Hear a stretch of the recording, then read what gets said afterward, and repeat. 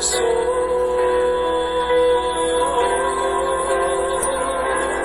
Ngayon'y nagbago na ang pagkatao ko.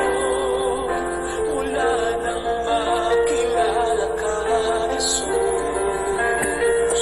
Pananalig ko'y tumibay, buong tiwala ay binigay sa'yo lamang, Jesus.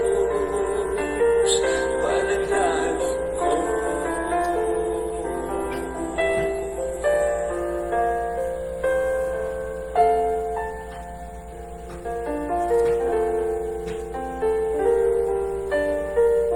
Para lang sa'yo.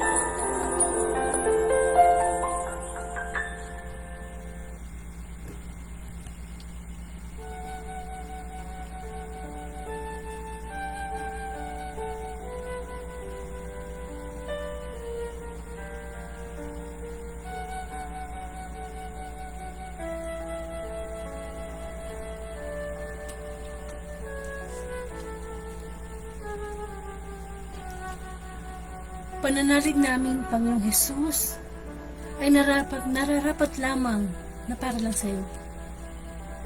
Sa mga oras na ito, oras upang ang ating Panginoon naman, ang ating makasama, magnilay sa mabuting balita, manalangin, hayaan nating mataniman na binihi ng mga salita ang ating puso. Lumapit tayo sa Diyos sa magbabaang loob, humingi ng kapatawaran upang tayo puspusin ng banal na Espiritu. Sa ngalan ng Ama at ng Anak ng Espiritu Santo. Amen. O Diyos, pinupuri kita, puso ko'y nagagalak sapagkat sa anumang pagkakataon, ika'y laging nandiyan upang kami patnubayan. Maraming salamat sapagkat ito na naman ang online piging mo, isang handaan na kung saan ang iyong mabuting balita bilang pagkaing espiritual namin ang iyong inahain. Lord, nawa mabusog kami, magbunga, mabinhi sa puso namin ang iyong mabuting balita, lumago, may sa buhay namin at may bahagi sa iba. Ngunit bago tayo magpatuloy, hindi tayo nakapatawaran sa ating Ama. Ama, ang iyong bang lingkod ay lumalapit sa iyo, tumihingi ng kapatawaran sa aking mga kasalanan. Sa mga nakalipas na oras na ako'y nakapagsalita, nakakilos, nakaisip ng mga bagay na nangisanhin ang aking pagkakasala, patawad, Panginoon. Pagkalinisin mo ang puso nito, ang isip ko, upang sa ganon, gamitin mo lamang ako bilang instrumento na daluyan ng iyong mabuting mensahe. Ikaw po ang mangusap, ang tinig mo, ang marinig ng bawat isa, na kahit ako nagsasalita, ikaw po ay magbigay ng aral, ng pangaral bilang isang Ama namin. Sa aming mga pagkakamali, pagkakasala ay maituwid. Lahat nawa ay gawin namin ito na may pag-ibig. Kaya din, Lord, ang aking dalangin sa mga makakarinig ng Wednesday Gospel. Lord, pagkaayusin mo ang lahat ng bagay, ang internet, ang mga puso ng mga tao, anuman ang kapaguran, suliranin na dinadala namin sa oras na ito. In Jesus' name, kinakasot ko sa pangalan mo, at nawa, nananalig kami na sa oras na ito, naririto ang iyong banal na Espiritu. Bigyan mo ako ng karunungan, humility, discernment, wisdom, O Lord. Natahin kalooban mo lang ang mga pangyari. Patuloy ang pagkilos ng banal na Espiritu. Ang lang ito'y dalangin ko sa iyo, Ama, sa pangalan ng Anak, kaysa ng Espiritu Santo. Amen.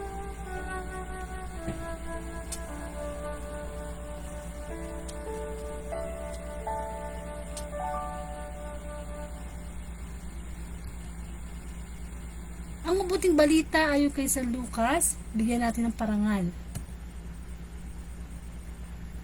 Papuri sa iyo, Panginoon.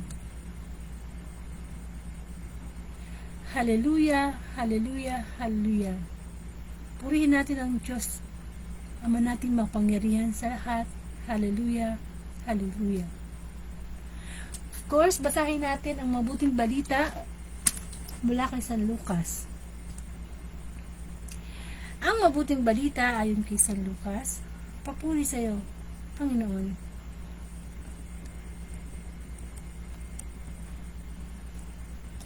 Pagpapakasakit na hinihingi ng pagiging alagad.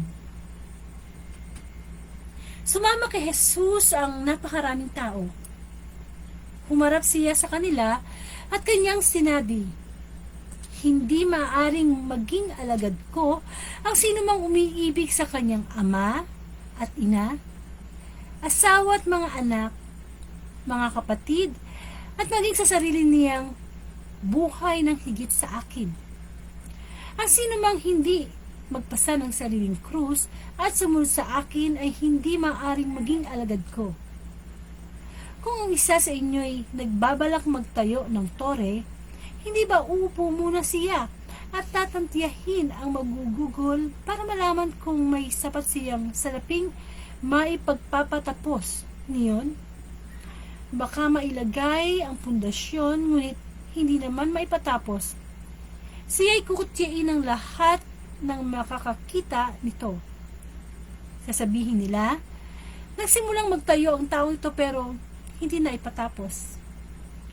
O sinong hari na makipagdigma sa kapwa-hari ang hindi muna upo at pag-aaralang mabuti kung ang 10,000 niyang kawal ay maisasagupa sa kalaban na may 20 tauhan? At kung hindi niya kaya, malayo pa ang kalaban ay magsusugo na siya ng mga kinatawan upang makipagkasundo. Gayon din naman, hindi maaaring maging alagad ko ang sino man kung hindi niya tatalikdan ang lahat sa kanyang buhay. Mga kapatid, ang mabuting balita ng ating kaligtasan. Pinupuri ka namin, Panginoong Jesucristo. Suwayin niyo po ang kapayapaan ng ating Diyos. Nawa ang bawat isa ay magbukas ng kanilang espiritual na pandinig, ang kanilang espiritual na puso upang magkaroon ng koneksyon sa ating banal na espiritu. Maintindihan, maunawaan. Amen. So, welcome po sa Word of God Daily Gospel, na kung saan ang layunin ng Facebook Live na ito ay araw-araw na ipahayag ang mabuting balita bilang pagkain espiritual natin. Sapagkat tayo ay nila namang katawang lupa, so inaalagaan natin ang katawang lupa natin. So paano naman po yung ating espiritu at kaluluwa na masigit pang mahalaga sa katawang lupa? Sapagkat ang ating katawang lupa ay, whether we like it or not, kahit gaano ang pag-iingat natin, tayo ay tatawagin ng Diyos sa tamang panahon. Tayo lahat ay mamamatay. So, paano na natin maihahandog? Saan pupunta ang ating kaluluwa? It's a big question. So, kailangan hindi natin nakakalimutang pakainin to ng salita ng Panginoon na libre nang naman. Nasa Facebook lang naman ha, pero priceless.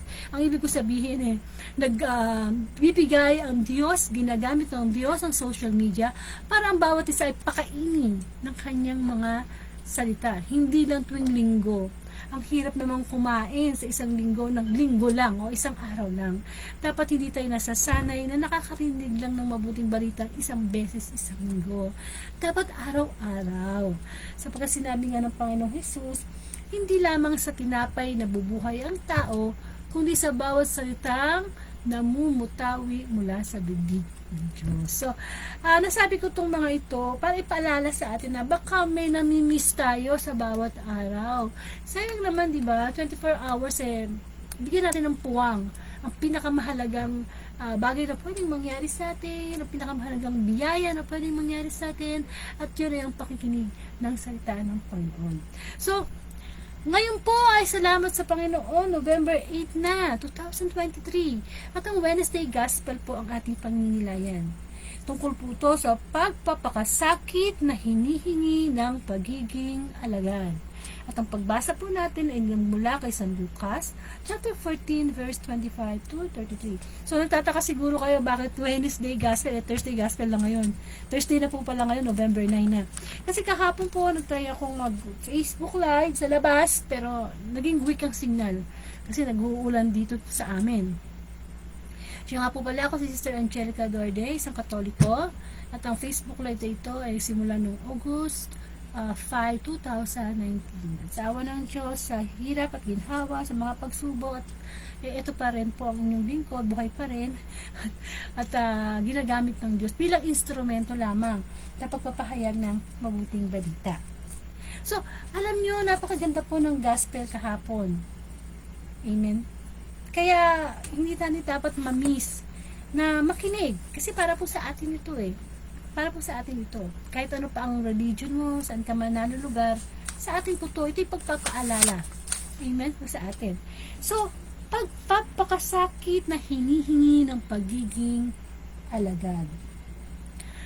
Mga kapatid, ano ba ibig sabihin ng pagpapakasakit?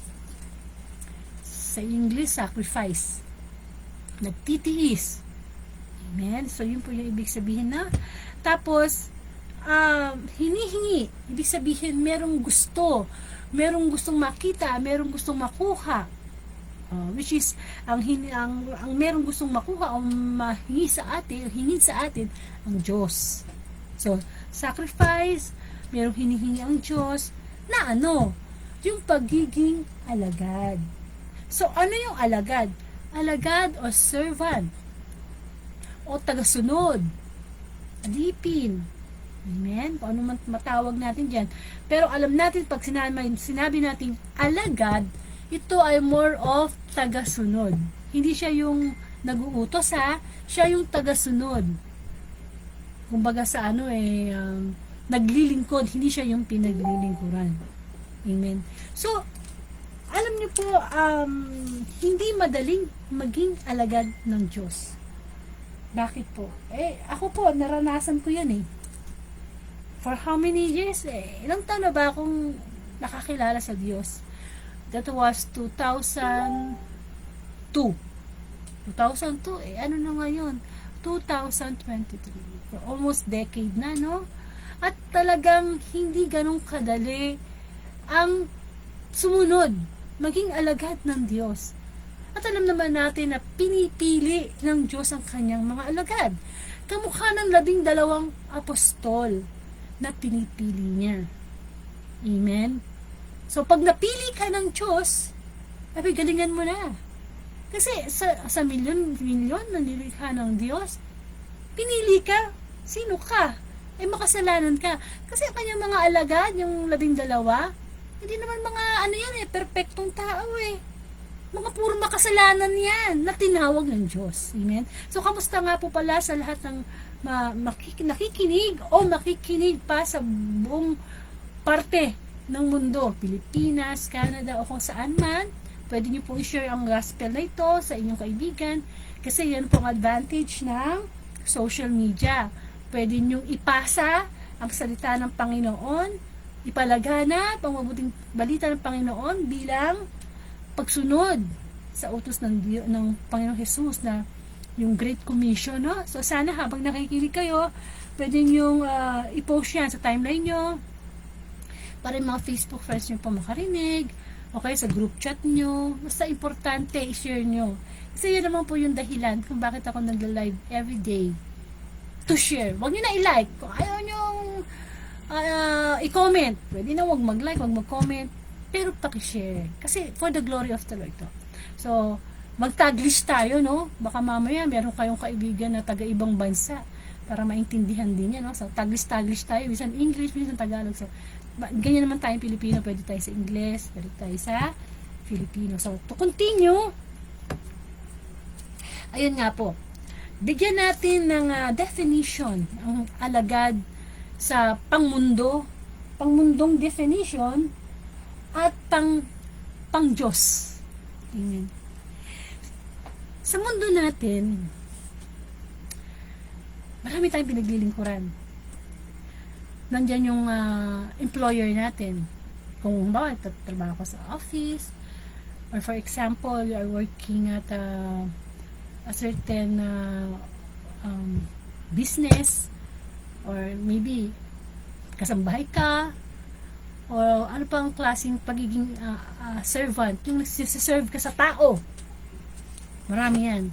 So, as a servant, or maybe employee, all of us are expecting a higher benefits, a higher salaries. Kaya nga, nag-aaral eh.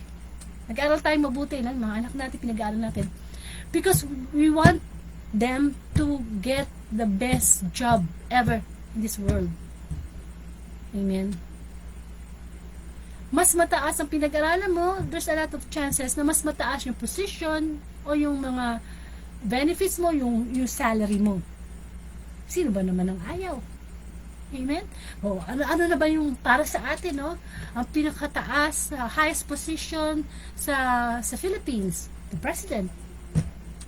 Yan ang pinaka-highest position, president. Although sabihin natin, hindi na yun yung pinakamataas na sweldo, kasi meron pang other source of highest income, pwedeng yung through your business, to other companies.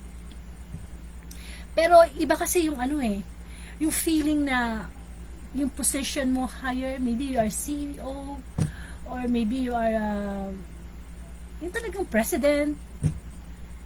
Iba yung title. Oh, that man is a CEO of this fast food chain. Oh, that you have a higher salary, that you can buy anything you want. Amen. But do you know na the highest the main purpose why we are created by God, because our first job should be to serve God. Yan dapat ang una nating trabaho, ang paglingkuran ang Diyos. Magkaiba kasi yun eh. Yung work natin sa world, of course, to earn, to sustain our expenses, our daily expenses like food, mga bills. We should work hard, dream a lot. Amen. Because of money. We can use money to supply our needs.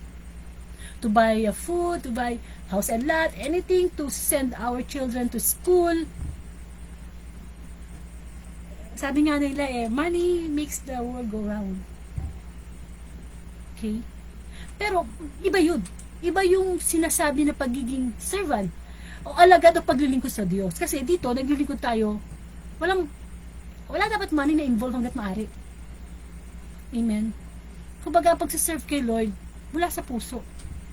Unlike nung nagsiserve ka sa tao, kapag na-hire ka, you will have the benefits of 13-month, 14-month, overtime pay. Amen. Maybe yung tataas yung position mo. So you will do your best. So, sa pagdinig ko sa Diyos, hindi ganun eh. Hindi pera ang bayaran. At hindi higher position ang basihan. Sa pagdinig ko sa Diyos, hindi kailangan na doctorate ka, masteral ka, nakatapos ka, matalino ka, ikaw yung pinakamatalinong tao sa mundo. Hindi ganun ang basihan ng paglilingkod o requirements ni God sa pagkuha ng alagad. Kung sino pa nga yung walang niya, kung sino pa nga yung hindi sumasamba sa Diyos noon, kung sino pa nga yung sangkaterba ang kasalanan, yung pa ang hinahanap ni Lord para mag-serve sa Kanya. Why? Because a sinner na nagbalik loob sa Diyos, pag napakita niya yung kabutihan ng Diyos, nag-glorify niya si God. Nag-glorify niya si God, hindi yung sarili niya. Halimbawa, ex-convict, ex-rapist, ex-drug addict, nakakilala sa Diyos. What will happen? It's a miracle. Did you know that the greatest miracle of Jesus Christ is not yung He healed the blind, the mute, the leper, yung nagkakasa out siya ng mga demons. Hindi yan talaga ang totoong miracle. Kasi yan yung miracle na nakikita lang ng mata. The miracle the best miracle na napaperform ni Jesus is yung pagkatapos yung pagalingin physically ang pagkabulag ng isang tao, yung tao na yon nagbabalik loob sa Diyos. At ang bawat makasalanan, each sinners na nagbabalik loob sa Diyos, na repentance, ay isang himala. Hindi ba kapag meron tayong kakilala na tao na ang sama-sama na ugali, sometimes we say, himala na lang, magbago pa yan. Amen? At pagkatapos nagbago, yan ang himala. At yan ang gustong makita ng Diyos sa atin sa mga oras na ito. Na habang tayo ay nagninilay ng salita ng Diyos, God is performing His online miracle sa bawat isa. Kaya nga, I told you na, share this gospel because God is performing His healing, His spiritual healing. Kasi malay mo, ikaw yung tinatamaan ng message ni Lord. Gusto ni Lord na i-heal yung pagiging bastos mo, yung pagiging mapang-api mo sa kapwa, yung pagiging maramot mo. Amen. We know that to cease to believe, ganyan tayo mga tao eh. But to believe first, so you can see. Kaya nga sabi ni Jesus, mapalad ang mga taong naniniwala kahit hindi ako nakita. Kailangan ba bang makita natin ang Diyos Ama ng personal? Si Jesus bumalik ulit magpakita para maniwala tayong totoo ang Diyos? No. That's why we have spirit. Hindi lang katawang lupa. Body, soul, spirit. So, yung spirit natin, masyado ng low bat.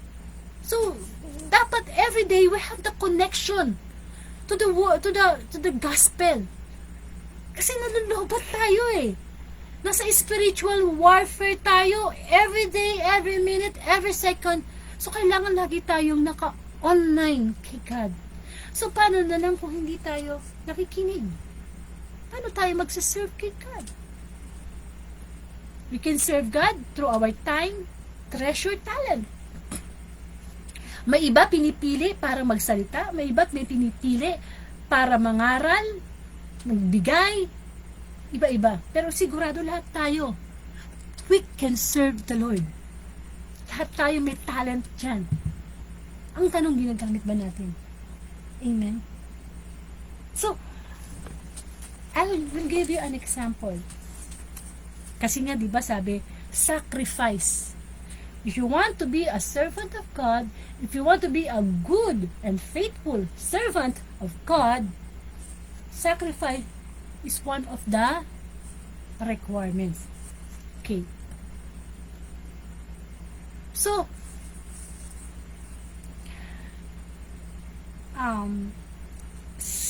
sa mundo natin ngayon, hindi lang tao ang siniserve natin. Yun nga sabi ko, pag may trabaho ka, meron kang amo, amen, hindi lang as father or head of the family, hindi mo lang siniserve ang anak mo, asawa mo. As a teacher, hindi mo lang siniserve ang mga students mo. Hindi lang tao. Madalas, we serve the sin. Pinaglilingkuran natin ang kasalanan. Or let me say, instead of serving God, we are serving Satan. Amen? We are serving Satan. Halimbawa, sa pagiging alagad ng Diyos, ito dapat ang itatanong sa atin ng Panginoon. Do you have the following? Kasi gusto natin maglingkod sa Diyos eh. Paano ba ako maglilingkod sa Diyos? How can I serve God with all my heart, soul? Amen.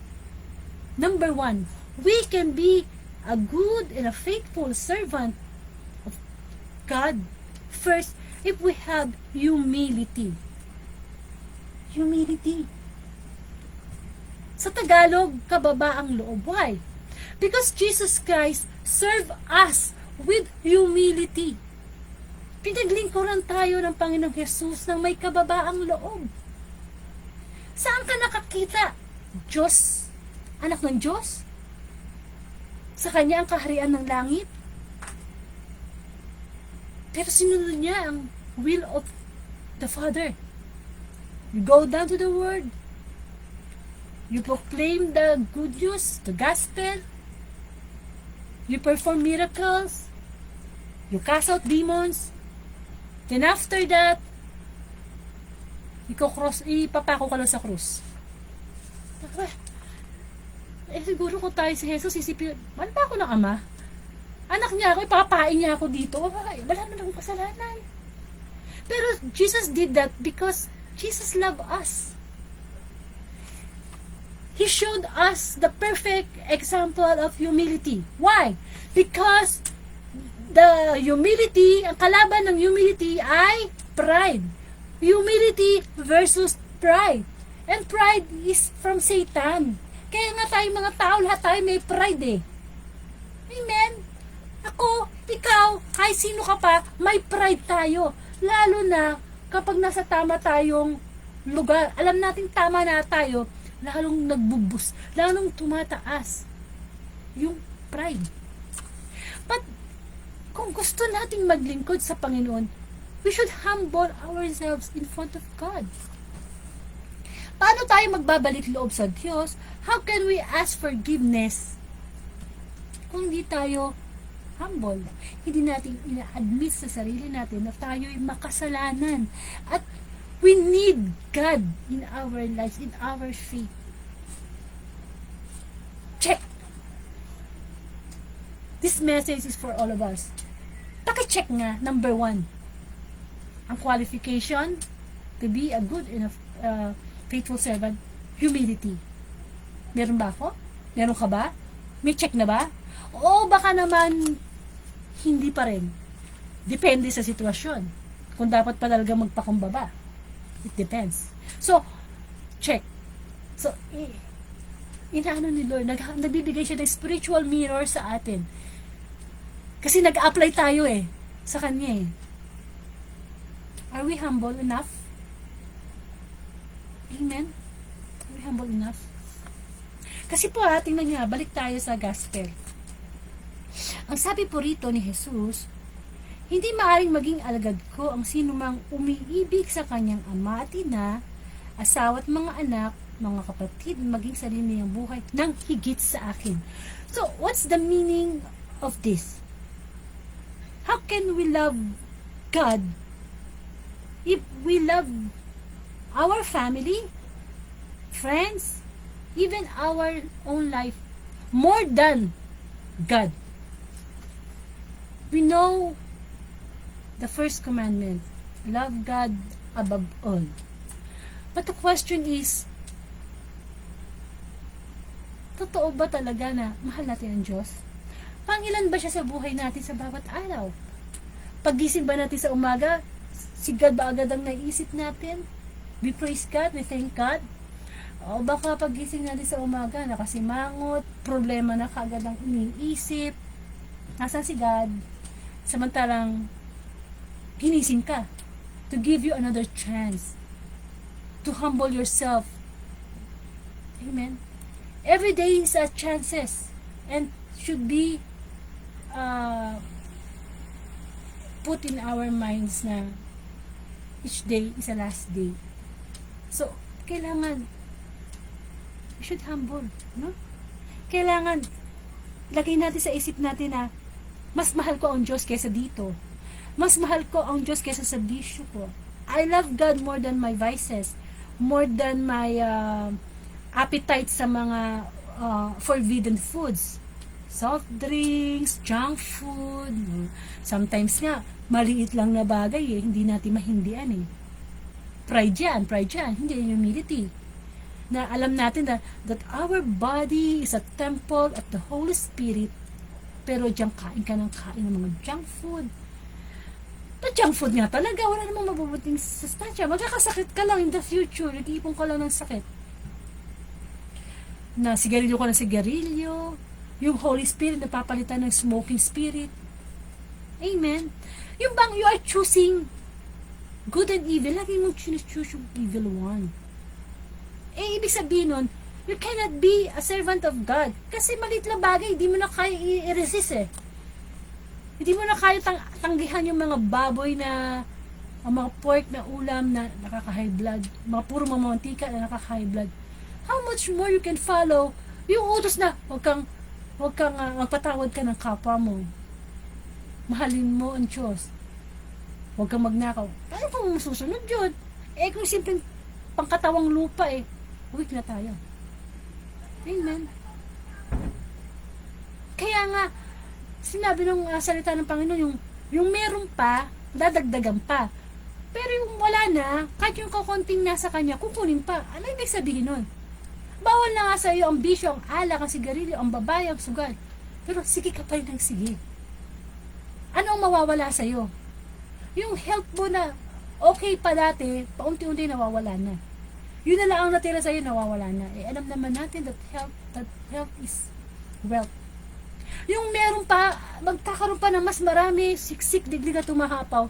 Ibig sabihin nun, sumusunod ka kay God, nagiging servant ka ni God, nagkaroon ka ng peace of mind, mas dadagdagan pa niya yan ng peace of mind. Mas dadagdagan pa niya yan ng pasensya. Ibig sabihin, dagdag ng dagdag ang Panginoon. Kasi napagkatiwalaan ka na niya sa maliit na bagay, ipamamahala niya sa iyo ang mas malalaking bagay. Amen. At kung sa tao, ang hinihintay nating bayad sa ating mga service, eh pera, sa Diyos hindi. Ang reward natin dito, hindi pera. Eternal life. Eternal life. Yun ang pinakamahalaga. Kasi akala natin sa buhay natin, may pera ako, mayaman ako, magandang pamilya ko, may sasakyan kami, may bahay kami. Kapatid, kung ganyan ang pananaw mo sa buhay at pamantayan mo sa satisfaction sa mundo, I will tell you, walang satisfaction sa mundo. There is no such thing as word na, I'm satisfied. No. As long as nandito ka sa mundo, you will, yung magnanais ka ng more and more and more and more.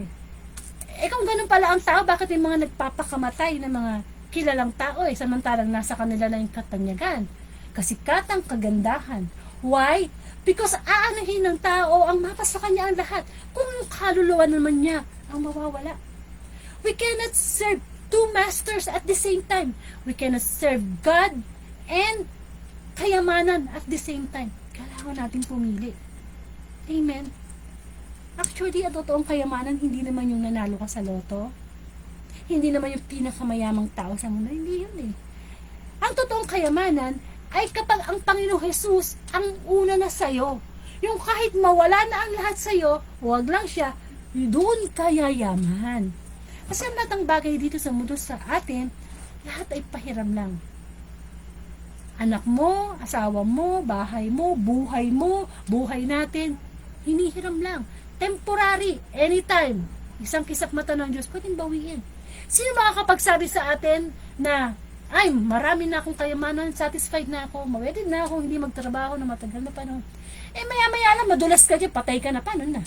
Napaghandaan ba natin yung buhay na walang hanggan? Kapatid, kailangan malakas ang pakiramdam natin.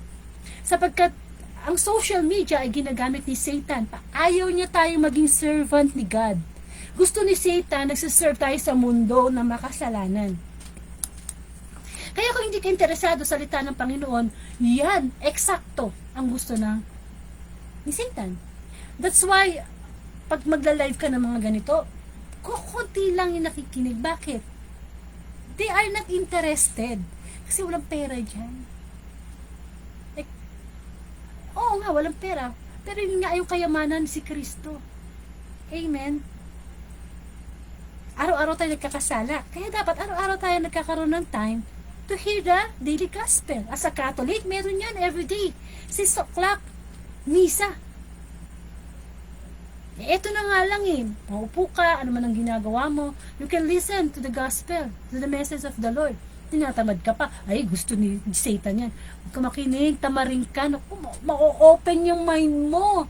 Sa pakikinig, nagsisimula ang pananampalataya. That's why, kung gusto mong maging alagad at wala kang humility, mayabang ka, porque may pera ka, mataas ang posisyon mo, kapatid, ikaw ang pinakadukha sa paningin ng Diyos. Maaaring purihin ka ng kapwa mo, pero ang Diyos, ano ang katatayuan niya? Katatayuan natin sa harapan niya. Kailan pa ba tayo magiging sadista? Ay, sorry, sadista tuloy. Sigurista.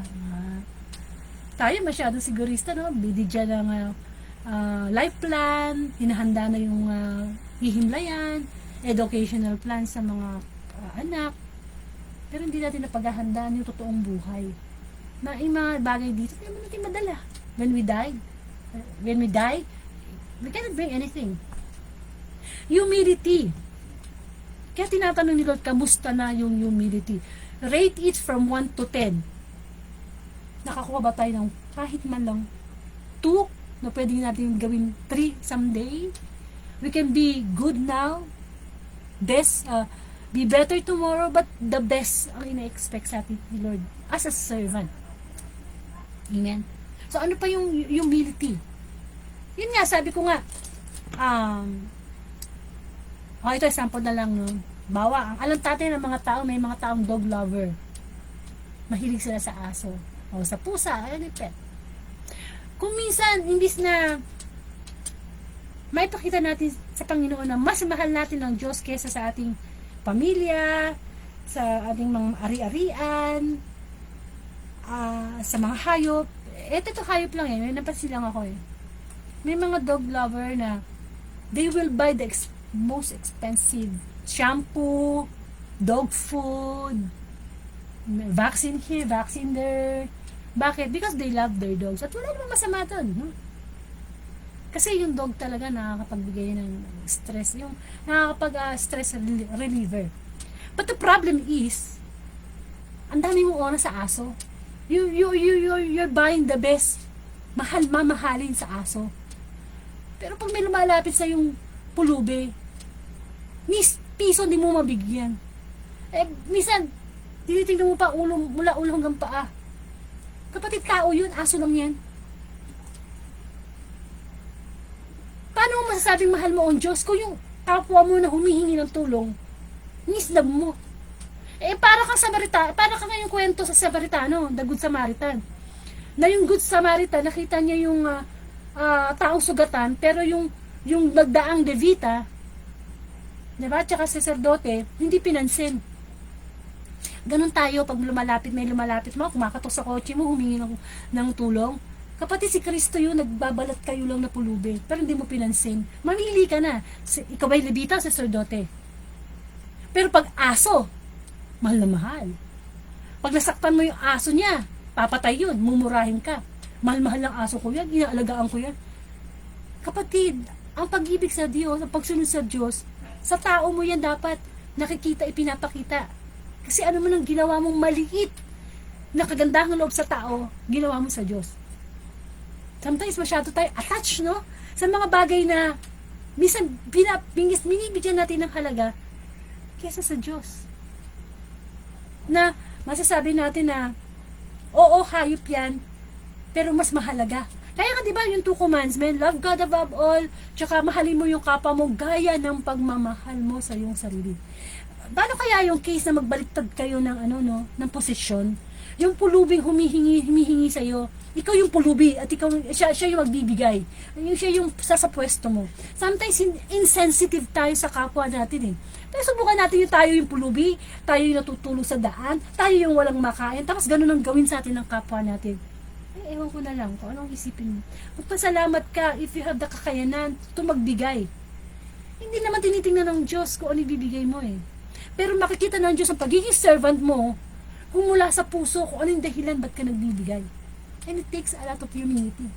Nakakahanga yung tao na mayaman, matalino, pero napakababa ng kalooban. Sa katotoo lang, yan ang unang-una kong hinahangaan sa isang tao. Yung pong makita mong sikat siyang tao, mayaman siya, nasa kanya ang power, lahat. Pero galing makisama. Down to earth. Bihira na yung ganyan sa panahon na ito. Pag mas mayaman, mas mayabang. Amen? Totoo yan. Kaya, if you want to be a servant of God, kailangan yung humble, yung kaya mong i-priority ang Diyos kesa sa family mo. Yung asawa mo, Kahit kano ka kamahal niyan, time will come na iiwan ka niyan, mamamatay yan. Tapos, wala si God, hindi uno si God sa'yo. Eh di, mamamatay ka sa ano? Sa lungkot, madedepress ka. Eh kung mamatay ang asawa mo, mamatay ang anak mo, eh pero mas una naman ng Diyos sa'yo, eh di imbis na malungkot ka, of course, malungkot, natural, nakasama mo eh. Pero mas mararamdaman mo pa rin yung pagpapasalamat sa Diyos na, Lord, thank you, nakasama ko po yung husband ko for 30 years, 40 years. Thank you, nakasama ko po yung anak ko, ganito. Hindi ba? Hindi ka magre-reklamo, hindi ka maninisi. Kasi nawawala ka ng lahat, basta ang Diyos nandun, buhay na buhay ka. Matatag pa sa matatag. Mayaman ka pa sa mayaman. Huwag ka sumandal sa mayaman, sa impluensya. Ang Diyos sa kanya ang lahat. Siya nga lumikha ng lahat eh. Hindi po ba? Kaya, we cannot be a servant of God kung mas itinatanong sa atin ng Diyos, sino ba yung mas mahal mo sa akin? The worst is kung hindi na talaga natin siya mahal. Hindi na talaga natin siya. May mga ganun tao eh. Walang pakialam sa Diyos. Basta nabubuhay lang sila. Kain, tulog, trabaho, pangarap. Sabi ng Bible, ikaw pinakawawang tao pag ganyan lang ang lifestyle mo. Dapat, pagising pa lang sa umaga, thank you Lord, magpuri. At lahat ng gawin natin na parang hindi tayo sa taong naglilingkod, kundi sa Diyos. Kaya pag naglalaba ka, ay naglalaba ako for Lord. O nagluluto ka for Lord. Sa opisina, inis na inis ka sa boss mo, pero dahil mahal mo ang Diyos, kahit wala yung boss mo, gagawin mo yung trabaho mo ng maayos kasi para kay Lord. May nabubuhay tayo dapat. Our first job should be to serve God. Tandaan natin yan. To serve God. Nakasulat yan sa Bible. Paglingkuran natin ng Diyos yan. Saka pa lang yung paglingkuran yung asawa, yung pamilya. Second na lang yan. Pero kung lagi pa rin nauuna yan at nawawala ang 24 hours na natasayang nang wala ang Diyos. Darating ang panahon, wala din tayo sa listahan. Sa book of life. Sa aklat ng buhay, hindi makikita yung pangalan natin na, servant ba ako ni God? Nandito ba sa book of life yung pangalan ko? Wala. Kasi, wala eh. Nung nabubuhay tayo, hindi natin siya ni-recognize, hindi siya natin ginawang number 1. Ang Diyos, hindi option yan. Kung kailan ka lang may problema, tsaka ka lang tumatawag. Kung kailan ka lang makailangan. Kailangan ang Diyos number 1. Only one. Oh, sorry. Only one pala, hindi lang number 1. Sabi nga ni Sharon Cuneta, ayaw ko ng number 1. If there's number 1, there's number 2, number 3. Oh. Di po ba? Kailangan number 1. At bagong maging number 1 si Jesus Christ sa'yo, kailangan mo ng humility. I tell you, sa katerbang humility. Kasi once na yung humility na yan ay nasa iyo na, ang dami ng pagsubok na lalapit sa'yo. Tetestingin na yung pasensya mo. Gagamitin na yung mga tao, bagay, pangyayari to test your patience. Kaya talagang si Jesus Christ, grabe yung kanyang pagiging humble. Nakaya nga ng Panginoon eh, tayo pa kaya. Bakit? Kaya natin yan sa tulong ng Diyos. Amen. Ano pa tayo may pagmamayabang sa Kanya? Meron ba? Yung suot mo bang butas na medyas ngayon, sa'yo ba yan? Hindi, pahiram lang. Yung bang asawa mo, sa'yo ba yan? Hindi, pahiram lang. So, kailangan makita natin ng malinaw sa isip natin na, hoy, maging mapagkumbaba ka, pinapahiram ko lang yan sa'yo. Kung makaangking ka, para sa'yo, no? Diba? Humility. So, rate nyo sarili nyo. 1 to 10. Nasaan na ba? Meron bang 1? May 2? Baka kung maka 5 lang tayo, masaya na tayo, di ba? Pero God wants us na ma-find natin yan. Kasi, hindi na tayo ni Lord eh. Dinadalisay sa pangapagsubok. Okay? Huwag mayabang, ha? Kahit alam mong tama ka, huwag kang mayabang. Diba? Sa road rage, feeling niya, siya yung naisahan, nagasgas yung sasakyan niya. Pride yun. Wala doon yung humility. Pero kung ikaw ay may humility, pag halimbawa nasangga ka ng kapwa mo, kahit yung kapwa mo pa may kasalanan, bababa ka sa kotse ng maayos, kakausapin mo siya ng maayos with humble heart, kasi ang tingin mo sa kanya si Kristo. Ganun minsan eh. Tingnan natin ang ating kapwa na makita natin ang mukha ni Kristo. Parang tayo agad high blood. Amen. Di ba pwede naman sabihin na, oh, pare, ano bang nangyari? Alasing ka ba? Nahihilo ka pa? May sakit ka ba? Gawang-gama yung kotse ko. Hindi ba? Pero kung dadaanin natin sa away, we cannot serve God. Mas matapang pa tayo sa Diyos. Alam naman tayong tao, no? Kinukuha natin yung trabaho ng Diyos. Tayo yung nagpaparusa. Tayo yung naghuhusga. Trabaho ng Diyos yun. Ang trabaho natin, sumunod sa Panginoon, maging humble, kalimutan. Amen. Naalala ko kasi yung kwento tungkol sa mayamang binata. Sabi ng mayamang binata, na nasunod ko na po lahat ng 10 utos nyo ng Diyos. Pero gusto ko po makarating sa langit eh. Ano po pang gagawin ko? Ang sabi ng Panginoon, abay, pagbenta mo lahat ng ari-arian mo, ipamigay mo sa mahihirap at sumunod ka sa akin. Kapatid, ikaw yung ganun. Yaman-yaman mo, ganda-ganda mo, kilala ka sa buong mundo. Tapos, nasa iyo na lahat, naranasan mo na lahat ng layaw, kaligayahan sa mundo. Pero dumating yung time na ayoko, nasawa na ako sa mga material na bagay na ito. I want to serve God. Anong gagawin ko para ako makapunta sa langit? And then, ganun sasabihin sa'yo. Ganun sasabihin sa'yo ni Jesus.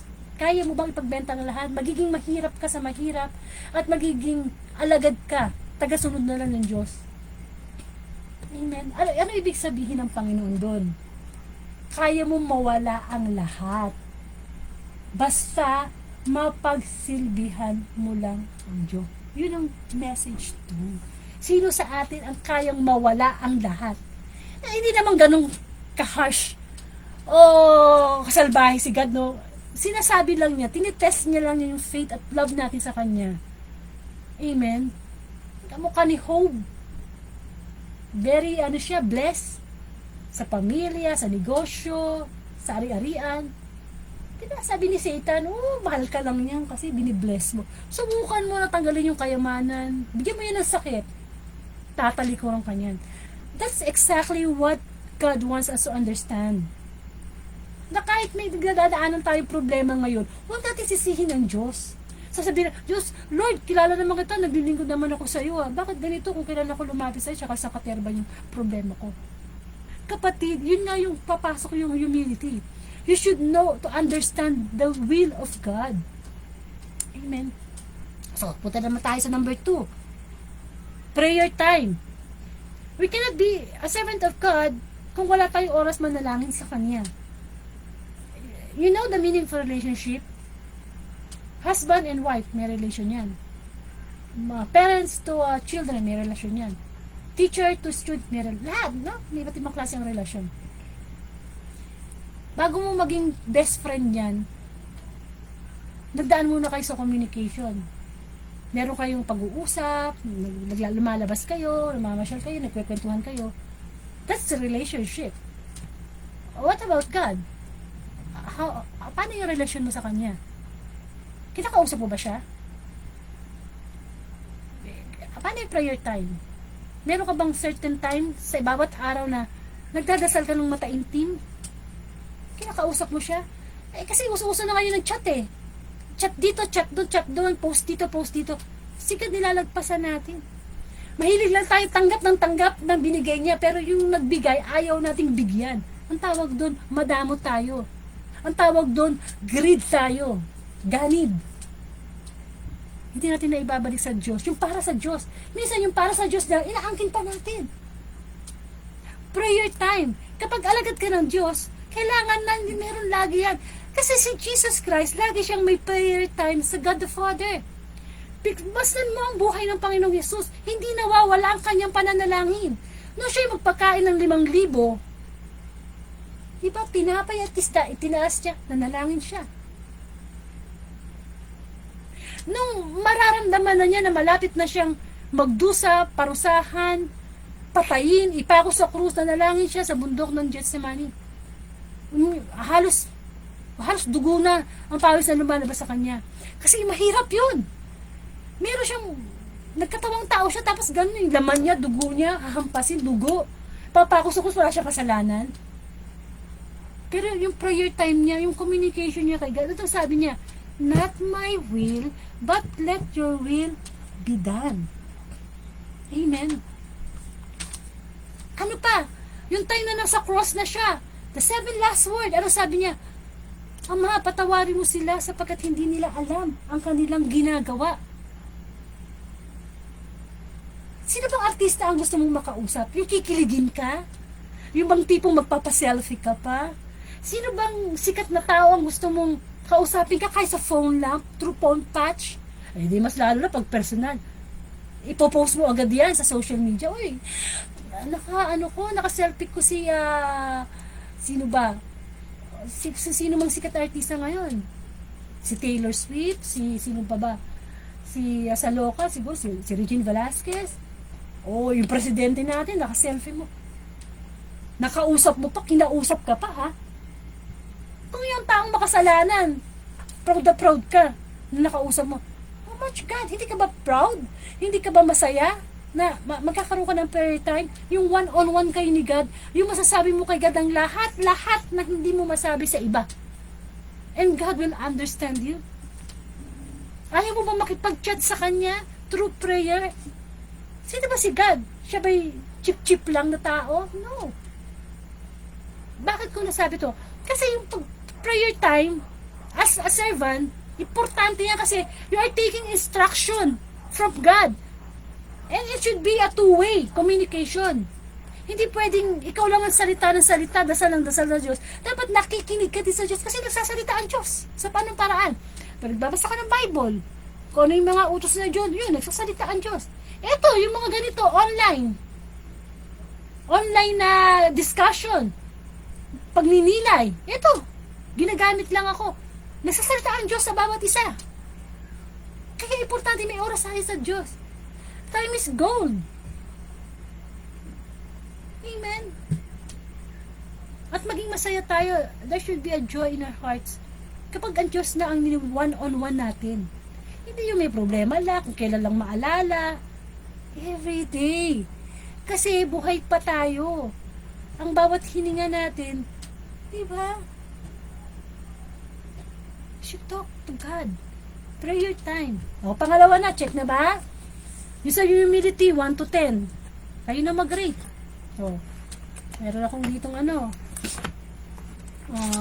papel. Sample lang.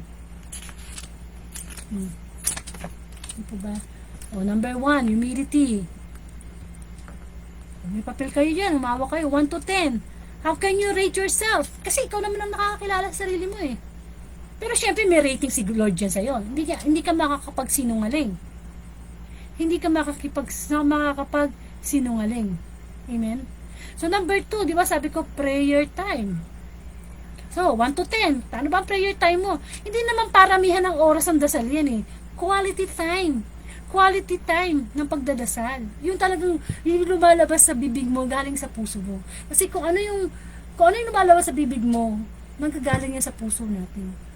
Amen? So, rate na naman, 1 to 10. Prayer time. Meron ba? Quality time ba? Actually, yung prayer time na yan, pag halimbawa, natutukso ka, halimbawa, yung bang gusto mo nang magalit, minsan di ka na makapag-isip ng maayos eh. Dasalin mo yung Our Father. Yung bisa mag-focus ka sa problema, sa galit, sa emotions. Our Father. Amen. Kasi sa Our Father, kompleto na yun eh. Yung Ama namin. Andun na lahat eh. Yun ang itinurong dasal sa atin ng Diyos. Amen. Prayer time. If you want to be a good and a faithful servant, tanong mo sa sarili mo, kamusta na ang komunikasyon ko? Interesado ba ako makipag-usap sa Diyos? Bagamat di ko nakikita, nakakausap ko ba? Ayan. Number 3, wisdom. If you want to be a servant of God, wisdom. So, balik ulit tayo sa gospel. Ang sabi dito, yun na nga, no, yung una, na kailangan higit nating mahal ang Diyos sa mahal sa asawa natin, sa anak natin, sa mga magbagay, pera, lahat. Number 1, only one siya. Only one. Kasi God is a jealous God. Pero hindi naman tayo pinagbabawalan ng Diyos na magmahal ng iba. Ang gusto lang ng Diyos, unahin natin siyang mahalin, tapos mag-grow na yan, magbubunga na yan. Pag mahal natin ng Diyos, magbubunga na yan ng pagmamahal sa ating asawa, sa ating kapwa. Amen. Na-gets nyo? Magbubunga na yan. Kaya dapat number 1 siya. Yun nga, sabi dito, may binigay na example, napakinggan nyo ha. Ang hindi nagpapasan ng krus at sumunod sa akin na hindi rin magiging alagad ko. Yung krus na binabanggit dito, yun nga yung mga trials. Ano ba trials mo ngayon? Ano ba problema mo ngayon? Binubuhat mo ba yan? Ibig sabihin, pinapasan mo yung krus mo, kasama mo ang Panginoon. O, mabigat na ba? Mabigat na eh. Mabigat na eh. Ayoko na ng krus. Tapo na yan. Ayoko na. Ano ba? Eh, hindi tayo magiging servant yan. At sabi nga dito, no, natutuwa ako sa sinabing sample ni Lord, no. Okay. Kung yung isa sa inyo ay nagbabalak magtayo ng tore, hindi ba upo muna siya at tatantiyahin ang magugugol para malaman kung may sapat siyang salaping maipagtatapos niyon. Baka mailagay ang mga pundasyon, ngunit hindi naman mataipatapos, siya'y kukutsain ng lahat. Ang pag makakakita nito ay sasabihin nila, nagsimulang magtayo ang tao ito, pero hindi na ipatapos. Amen. O, para sa mga civil engineer dyan. Amen, sa mga civil engineer dyan. Hindi ba? Kasi yung asawa ko po, civil engineer. Kaya nakikita ko yung ginagawa niyang trabaho. Kung may magpapagawa na bahay o building, ang civil engineer, kinikwenta mo nila yung cost of materials. Halimbawa mo, simple lang, bahay. May magpapagawa ng bahay. 100 square meters. So, gagawin dapat ng civil engineer. Ilang hollow blocks ang kailangan? Ilang gaano karami ang truck na buhangin? Semento, labor, ilang katao ang kailangan, magkano sila per day, magkano ang bawat semento, kikwentahin lahat yan para nakapreparado na yung materials na gagamitin for 100 square meters, ha. Okay, pagkatapos kailangan syempre may budget yung nagpapagawa, yung client. Mahirap namang magpagawa ka, tapos yung budget mo. Hindi matatapos yan. Diba? Ganon. So, ganon din sa ating faith kay Lord. Yung number 3 na wisdom na sinasabi dito, kailangan humihingi tayo sa Diyos ng karunungan. Amen. Kasi dito sa sinabi dito, planning to eh. Planning, pagpaplano. Sa pagiging servant ni God, kailangan meron tayong plano. Meron tayong itinerary. Meron tayong time management. Kung minsan uubos na lang yung 24 hours natin, hindi natin na ma-manage ng maayos, napapagod na lang ang katawang lupa natin, na tatapos ang araw, wala tayong naialay sa Diyos. Amen. So, kailangan parang civil engineer, kailangan planado. Kailangan alam mo yung cost ng materials, alam mo kung anong gagawin, kung kailan matatapos. Ganon din ang pagsiserve natin kay God. Kailangan humingi tayo ng wisdom, karunungan. Kasi ang civil engineer, anumang kurso dyan, nangangailangan niya ng talino eh. Sa totoo lang, napakahirap ng kursong civil engineer, ng architect, ng accounting. May hirap yan. Ng attorney. It takes talagang matalino ka. Lalo na sa pagiging attorney, maraming kinakabisado dyang batas. Pero hindi talino ang hinahanap sa atin ng Diyos, kundi wisdom. Ano ba yung wisdom? Wisdom from God. Karunungan mula sa Diyos. Kamukha ng hiningi ni Haring Solomon. Humingi siya ng karunungan, ng wisdom mula sa Diyos. Kasi yung wisdom na yan, talo niyan yung pinakamatalinong tao. Ang tali-talino mo naman, bastos ka naman sa kapwa mo. Ang tali-talino mo nga, wala ka namang pakialam o tumulong sa kapwa mo. Anong kabuluhan ng talino mo? Bobo ka. Bobo tayo sa harap ng Panginoon. Pero yung wisdom, hingin natin yun sa Panginoon. Bibigyan niya tayo ng plan. Aayusin niya, magkakaroon siya ng time management sa atin. O eto yung gawin mo, gusto mong maging servant ko. O eto yung una mong gawin, mula umaga, tanghali, hanggang gabi. Yun ang ibig kong sabihin. Kasi mahirap makutya. Sabi nga dito, kung hindi niya napatapos yung kanyang pinagagawa na tore, kukutsain siya ng mga tao. Sabi na, napalagay na yung pundasyon, hindi naman natapos, hanggang pundasyon lang. O kumbaga sa bahay, yabang-yabang, hanggang ano lang pala, hanggang construction, ano na yung skeleton lang, hindi pala mapatapos. Ganon din tayo. Kapag tinawag tayo ng Diyos maglingkod, bibigyan tayo ni Lord ng time management, spiritual time management, na may matapos tayo, may marating tayo. Ano ba yung marating natin? Of course, ang buhay na walang hanggan. Hindi tayo makakarating doon kung wala tayong karunungan mula sa Diyos. Kung hindi natin ginagaya ang karakter ni Jesus Christ, which is humility, prayer time, wisdom.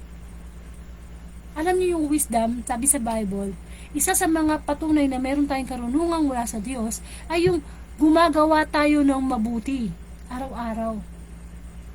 Yung bang hindi na tayo naghihintay na yung mabuti, yung lumapit sa atin para tumulong, tayo na yung naghahanap. May wisdom ka na noon. Yung bang naghahanap ka na ng, sino bang tao matutulungan ko ngayong araw na ito?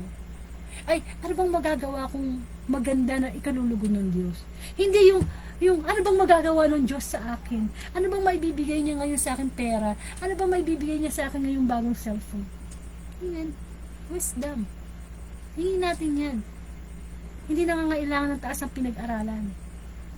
Kaya nga diba sa pagdadasal natin, we should always ask for wisdom from God. Hinihingi yan. Sigurado ko sa ibibigay sa iyo ng Diyos kapag seryoso ka.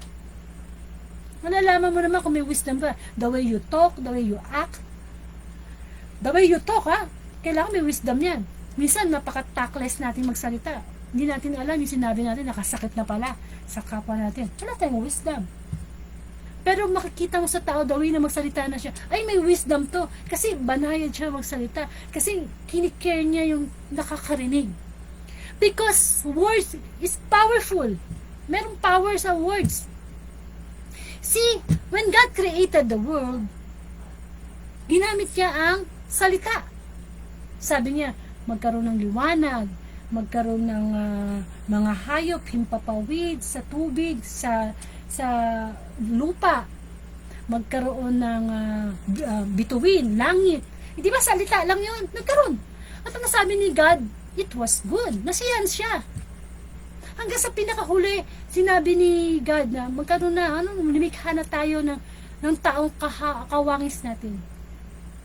Kaya makapangyarihan ng salita. Kailangan may wisdom tayo sa pagsasalita. Kasi, minsan nawawala yung minsan nakikita mo yung ugali ng tao hindi sa pinag-aralan eh. Kung paano siya mag-react sa sitwasyon. Akala mo taas sa pinag-aralan pero pag nainis, kung makamura, akala mo malutong pa sa chicharon. Wisdom. If you want to be a servant of God, may wisdom. Hindi nangangailangan niya ng doctorate, ng 4 na taon na pinag-aralan. Kahit wala ka natapos, but the wisdom of God nasa iyo, ay, daig mo pa yung mga first honor, yung mga honor na yan, hindi naman, of course maganda yan, pero hindi yan ang priority ni Lord kapag tayo i-chinage niya. May power sa word natin. Kaya pag halimbawa, nakahiga ka at sasabihin mo, ay, tinatamad pa ako. Mangyayari yan kasi may power. Yung salita mo ikaw na mismo nagkakondi sa sarili mo, tinatamad ka. Halimbawa, sinabi mo sa sarili mo na gusto kong kumain ng junk food. Alam mo masama sa katawan mo yun. Pero sinabi mo na gusto mo Nakigets niyo ibig ko sabihin? Tayo, nagiging servant tayo ng word natin. Ayan ang problema sa atin dito sa mundo Nagiging, instead of na maging servant tayo ni God, tayo ang nagiging servant ng kasalanan. Nagiging alipin ng galit, ng inggit, ng mga bagay na masama. Nagiging servant ng bisyo, nagiging servant ng galit, hindi makawala. Kasi walang wisdom. Amen. Ang nagiging master natin, yung kasalanan. Sunod tayo ng sunod sa kasalanan. Bawal magnakaw, si kinakaw. Napapansin nyo, kaya tayo pag nagkakasala tayo ay alipin ng kasalanan. Pero ang gusto ng Diyos, tayo maging alipin niya. Actually, hindi na nga alipin ang turing sa atin ng Panginoon Kaibigan na. Jesus, hindi na tayo servant, na alipin. Kaibigan na tayo ni Jesus. Pero wala, hindi natin siya kinakaibigan Siya nga dapat ang best friend natin, pero wala. Yung wisdom, tapos ang wisdom kapag galit na. Tapos na ang wisdom kapag naiinggit na. Amen. So, wisdom. Kung may ballpen ka dyan, tsaka papel, sulat mo, wisdom. Kasi pinagninilay tayo ng Panginoon sa gospel ngayon, pagiging pagpapakasakit na hinihingi sa pagiging alagad. So, 1 to 10, anong mo? Anong rate mo? Amen. So, sunod, discernment. Pahabol ko lang pala, Sinabi pa nga pala dito sa mabuting balita, kung isa sa inyong nagbabalak magtayo ng tore, hindi ba upo muna siya tatantyahin ng, hindi, tapos na pala tayo. Ito, o sinong hari ang makikipagdigma sa kapwa-hari na hindi muna upo at pag-aaralang mabuti kung 10,000 niyang kawal ay may isasagupa sa kalaban na 20,000 tauhan. At kung hindi niya kaya, malayo pa lang ang kalaban, ay magsusugo na siya ng katawan upang makipagkasundo. Totoo yun. Alam mo sa buhay natin, sa binigay dito yung example, paano ka naman makikipaglaban? Hari ka, isusugod mo yung mga alipin mo o sundalo mo. 10,000 lang kayo, kalaban nyo 20,000. Malamang matalo ka doon. Kalahati ka agad yung lamang ng kalaban eh. Pero dapat din natin pinagplaplanuhan yun. Sa buhay natin spiritual, ganun din tayo. Sa 10,000 kasalanan na ibinabato sa atin ng Diablo, hindi pala 10,000. Halimbawa sa araw na ito, sa 5 mabuting mga gawa na ginawa natin sa ating kapwa, dahil 10 mabuti, halimbawa, tumulong ka sa kapwa mo, nagpatawad ka, ilagaan mo yung may sakit mong magulang, naging mabuti kang empleyado, nagkaroon ka ng self-control. So, 5 mabuting nagawa mo yung araw na yun 10 naman ang kalaban mo na binabato sa iyo ng Diablo. Yun nga din tawag kong spiritual warfare. Bibigyan ka niya na maging maramot ka, magalit ka, matukso ka sa mga bawal na pagkain. Nagigets niyo ibig sabihin? 5 yung gusto mong magawang mabuti, pero 10, 20, 30 ang ibinabato ng Diablo para tayo matalo. Kasi nga nasa spiritual warfare tayo. Nakakatakot ang digmaan ngayon sa Israel. Pero mas matakot tayo sa digmaang minu-minuto meron tayo between good and evil. Hindi mo lang napapansin kasi hindi mo nakakita. Pero nakikipagdigmaan tayo sa Diablo. Hindi natin ma-resist ang kanyang mga panunukso na nagdadala sa atin sa kasalanan. Kaya kailangan meron tayong wisdom. Amen. Kailangan busog tayo sa salita ng Diyos. Ilang Bible verse na ba yung kabisado mo? Kasi kailangan natin yun what Jesus did, no? Sa ilang, nung tinukso siya, 3 beses siyang tinukso. Ano ba yung pinanlaban niya? Nasusulat. Okay, gawin mo nga tinapay, yung bato. Sabi ni Jesus, nasusulat. Di ba sa tinapay na bubuhay ang tao, kundi sa bawat salitang namumutawi mula sa bibig ng Diyos. Ano pang pinagawa sa kanyang tukso? Uy, talong ka dyan. Pagtalon mo sa pinakamataas sa bundok, sasaluin ka ng mga anghel, iingatan ka. Ipinakita sa kanya ang lahat ng kayamanan, kaharian. Sa'yo yan, sambahin mo lang ako, sabi ni Satanas. Pero ang laging sagot ng Diyos, nasusulat. Ngayon din tayo. Kapag may problema tayo sa buhay natin, lagi natin isbato sa Diablo. Hoy, sabi ng salita ng Diyos, ibigin mo yung kaaway. Sabi ng Panginoong Diyos, may mabigat akong problema, ay walang problema na ibibigay sa inyo ang Diyos na hindi kaya. Tapat ang Diyos at hindi niya hayaan na tayo subukin na higit sa ating makakaya. Instead, pagdating ng problema, bibigyan niya tayo ng lakas. Yun ang sinasabi dito Kailangan may plano tayo. Planado natin ang galaw ng Diablo Sa totoo lang yung kalaban natin Diablo, talo na yan Hari na yan ng talo, hari na yan ng sablay. Ba't nanalo pa siya sa atin? Kasi inaabuso natin ang ating free will. Inaabuso niya yung ating free will. Inaabuso pala natin ang ating free will na binigay ng Diyos. Wala. Kasi inggitero yun si Satanas Tayong mga makasalanang tao, pwede pa kasi tayo magbalik loob sa Diyos. Hindi na Hindi niya kaya manalangin, humingi ng sorry. Hindi na Kaya nga diba, sa impyerno na siya, nahusgahan na siya. Tayo, mahal tayo ng Diyos. Lahat tayo, kahit anong kasalanan ginagawa natin, mahal tayo ng Diyos bilang nilikha. Mayroon ng Diyos sa atin, yung kasalanan ginagawa natin. Na yung kasalanan ngayon sa panahon na ito, grabe, sobra. Dinadaig na natin ng Diyos. Diyan ang pumasok ang mga test tube baby, yung mga Sister Yana, good afternoon po. Sister Yana, pakitype na, ano ba tawag doon sa yung, halimbawa yung mag-asawa, hindi magkaanak. Tapos magpupunta sa surrogated mother ba yun? May tawag sa procedure na yun which is ayaw yun ng Diyos. Bakit? Because only God can create. Siya lang may karapatang mag-create ng tao. Iba ng tao ngayon, sa sobrang talino, kinukuha na pati yung posisyon ng ng Diyos ang lumikha Diba? Tiro mo, pati sex change, ginagawa na rin ng tao, kasalanan yun. Meron kang gender ng lalaki, gusto mo maging babae, palitan ng babae, kasalanan yun sa Diyos. Yung hindi pagsisimba tuwing linggo, mortal sin yan sa Catholic. Kailangan, kino-confess agad yan sa pare. Amen. Mga kapatid, magpasalamat tayo. We have to thank God. We are Catholic. We proud to be Catholic. Bakit? Sapagkat sa Catholic lang, may 7 sacraments. Sa wala. Iba, sa wala. Wala talaga. Sa ibang religion, wala. Katoliko ka na? Pumupunta ka pa sa ibang sekta? Kapatid, ang pagsisimba is the highest form of worship. Wala nang iba. Yung pinupuntahan mo, prayer meeting lang yan. Ginagawa din yan ng Katoliko.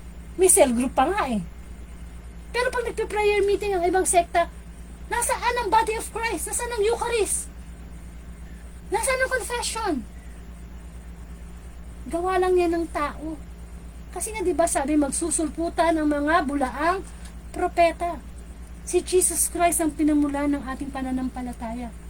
Kay San Pedro ipinagkatiwala, sa batong ito, itatayo ko ang aking iglesia.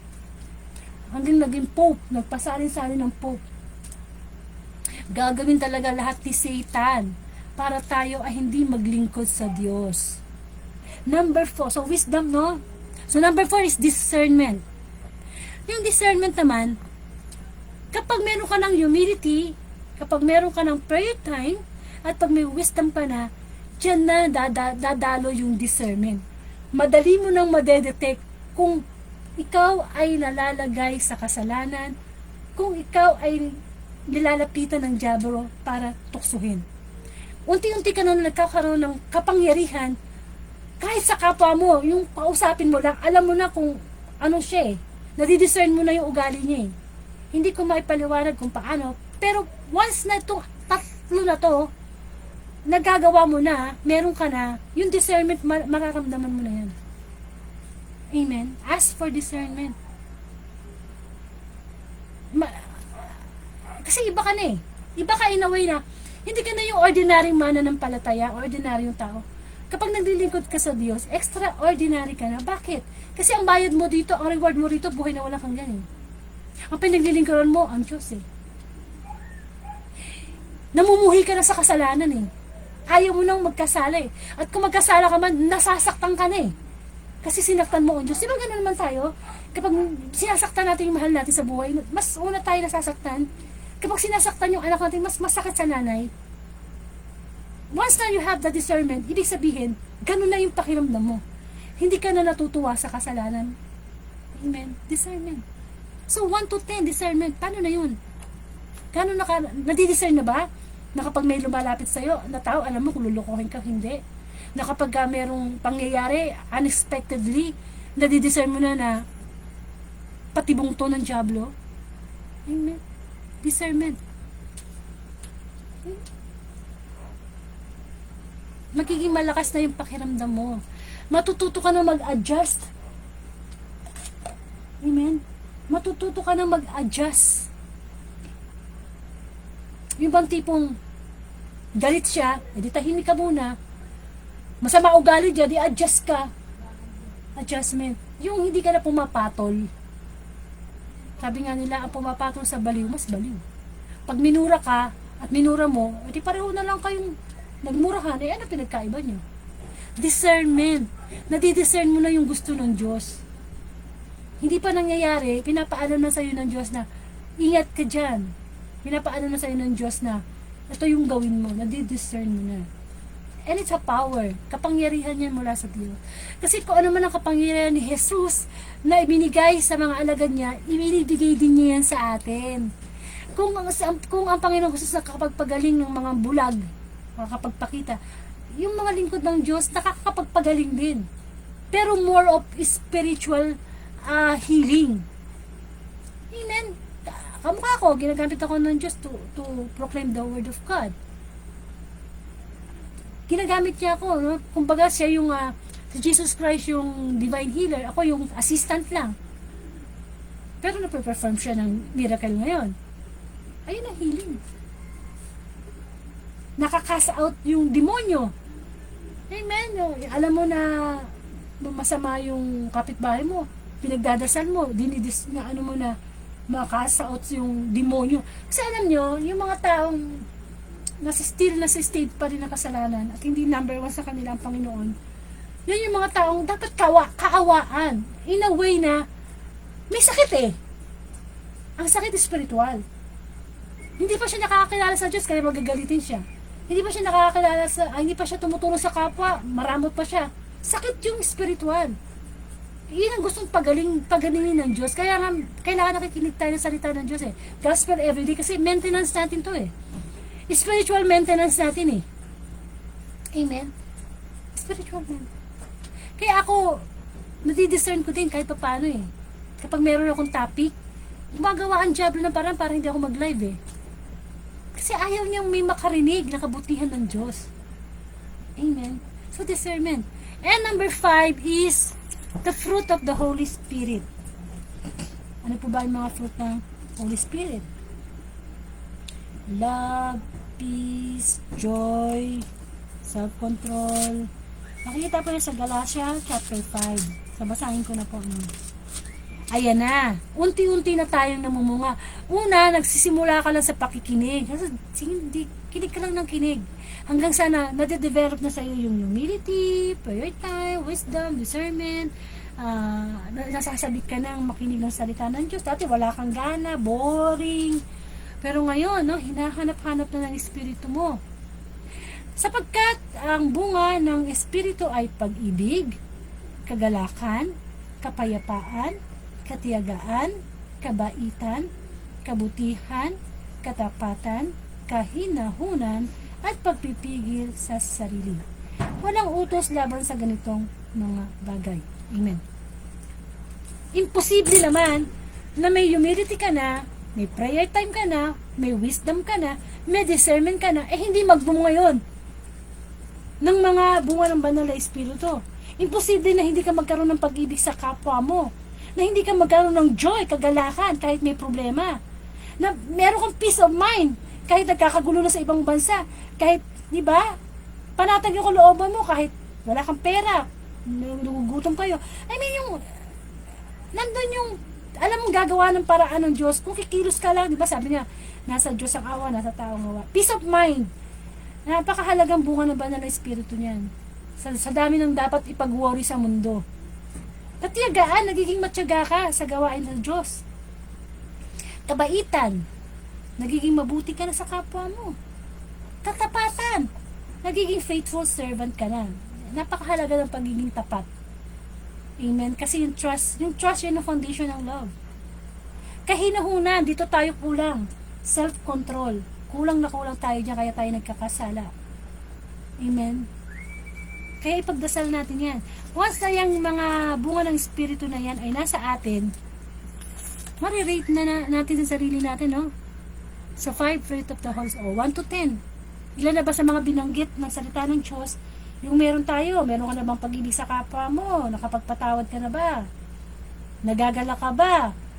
Kahit may problema, nandun pa rin, naka-smile ka pa rin. Kahit may stress, naka-smile ka pa rin. Sa alam mo, ang Diyos ang nagbibigay sa iyo ng kagalakan. May peace of mind ka ba? Amen? Whatever will happen. Patuloy ka pa rin nagtsatsaga sa gawain sa Diyos sa kabila ng lahat. Ng mga pangungutya, ng mga paghihirap, ng mga pag-give up, ng mga layo mo sa kakatawang lupa. Mabuti ka na ba sa iyong magulang, sa iyong asawa, sa iyong anak, sa iyong kapwa? Tapat ka na ba sa Diyos, sa kapwa mo?